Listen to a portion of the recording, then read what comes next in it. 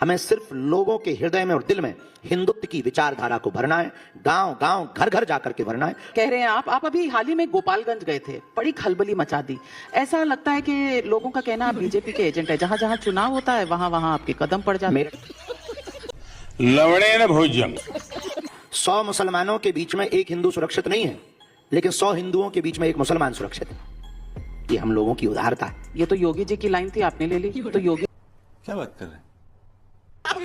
कि हिंदू बटा हुआ भी है, हिंदू घटा हुआ भी है, हिंदू डरा हुआ भी है। लोग कहते हैं कि बटेंगे तो कटेंगे, एक रहेंगे तो सेफ रहेंगे वाले नारे जो हैं ये सिर्फ हिंदू वोटों के लिए है। अरे बाप रे, ये तो धोती खोल रहा है। आपकी पदयात्रा कभी यूपी में, कभी बिहार में, कभी एमपी में, लोग पूछते हैं कहीं आप ऐसा तो नहीं चक्कर चल रहा कि आप खुद की ही पार्टी बना डालें? बात तो सही है। कागज पर हिंदू राष्ट्र चाहिए, हमें लोगों के दिलों में हिंदू राष्ट्र चाहिए। हमें दिलों को परिवर्तित करना है, और दिलों में चाहिए का मतलब ये है हिंदुत्व के प्रति प्रखर हो, मुखर हो, वो बिखरे हैं, वो एकजुट हो, ताकि ऊर्जा पूरे भारत के हिंदुओं की जातवाद से ऊपर उठकर राष्ट्रवाद में ऊर्जा लगे और भारत विश्व गुरु बने। वाह, क्या एक्टिंग कर रहा है। देश में संविधान है, लोकतंत्र है। जब आप हिंदू राष्ट्र की बात करते हैं तो वो हिंदू राष्ट्र क्या है आपके मन में, क्या विचार हैं? आप तो संविधान हनुमान का एक नया फॉर्मूला लेकर आए हैं। क्या नहीं, अभी और सुनिए। कायदे का मतलब ये है कि आप रोडों पर नमाज क्यों पढ़ेंगे जब ऑलरेडी मस्जिद हैं? हम हनुमान चालीसा पढ़ते हैं तो कई लोग कई बार कहते वाह बताओ इनको जेल डाल दो। रामचरितमानस को क्यों जलाएंगे? पालघर के संतों की निर्मम हत्या क्यों करेंगे? भारत तेरे टुकड़े होंगे ये बार बार नारे क्यों देंगे? गजवाए हिंद की सोच क्यों रखेंगे? ये भारत राम का है, अकबर का नहीं या बाबर का नहीं, ये रघुवर का देश है। क्या सोच है रे तेरी, मानना पड़ेगा।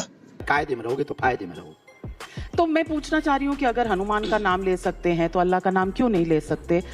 बात तो सही है। अखिलेश जी ने कहा है कि उन्हें गौशाला से बदबू आती है, उसके लिए वो इत्र को बढ़ावा देते हैं। वो इत्र वाले लोग हैं। मैंने देखा है कुछ लोग सोशल मीडिया पर लिख रहे हैं कि ये क्या बात हुई। आप इस बयान, राजनेताओं पे कोई बयान नहीं देते। क्यों डर गए?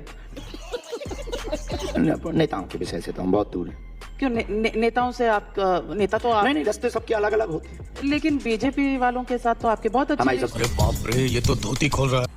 कि हिंदू बटा हुआ भी है, हिंदू घटा हुआ भी है, हिंदू डरा हुआ भी है।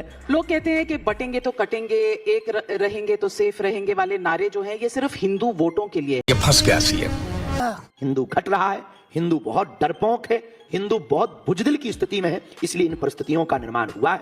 इसीलिए हम चाहते हैं हिंदू राष्ट्र बनाने में क्या दिक्कत है? लेकिन 20%, 80% जो है वो 20% से डरा क्यों हुआ है, बुजदिल क्यों बना हुआ है? इसलिए डरा हुआ है क्योंकि उनके छोटे छोटे बच्चे भी संविधान को मिटाने की ताकत रखते हैं और उनके हाथों में हथियार होते हैं। हिंदू सिर्फ माला में ही फंस गया, भाला छूट गया। नहीं, पर 80% होने के बावजूद आप कह रहे हैं हिंदू उसके पीछे एक घट रहा है। कारण है, और हमें ना तो नेता बनना है ना किसी पार्टी को वोट दिलवाना है।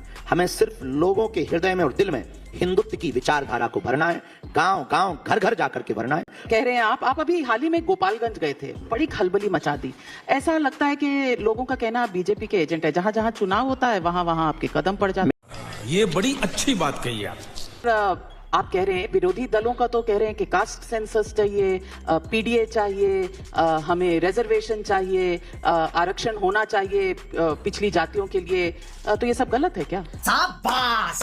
100 मुसलमानों के बीच में एक हिंदू सुरक्षित नहीं है, लेकिन 100 हिंदुओं के बीच में एक मुसलमान सुरक्षित है। ये हम लोगों की उदारता है। ये तो योगी जी की लाइन थी। आप टोपा होगा एकदम। पता है कि खाने पीने घूमने रहने की आजादी है, लेकिन नवरात्रि में कुछ लोग चाहते हैं कि मीट बैन हो जाए 10 दिन के लिए। इसे आप कैसे देखते हैं? तो हमें लगता है कि बैन होना उचित है। तो फिर संविधान का क्या करें? संविधान का क्या करें? नहीं, संविधान में तो 125 बार से ज्यादा सुधार हो चुका है ना। अब इसमें भी संशोधन हो जाए। अगर हो जाए संशोधन तो क्या बुराई? कौन है ये लोग, कहां से आते हैं? और हम अपनी कुंडली की बात बता रहे हैं। तो आप अपनी कुंडली देखे नहीं है, दूसरों की आप सबकी पर्ची निकाल देते हैं। ये कैसे कर लेते हैं? अपनी पर्ची नहीं निकाली?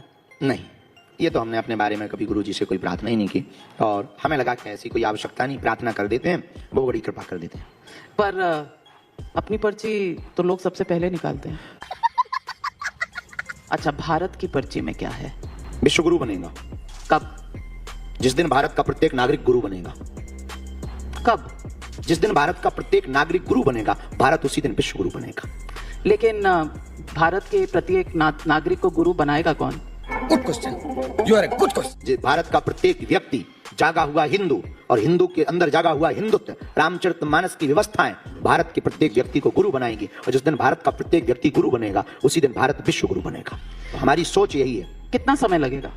यूं काउंट करके कहा नहीं जा सकता। नहीं, कुछ तो अंदाजा, 30 साल, 50 साल, 10 साल, परसों?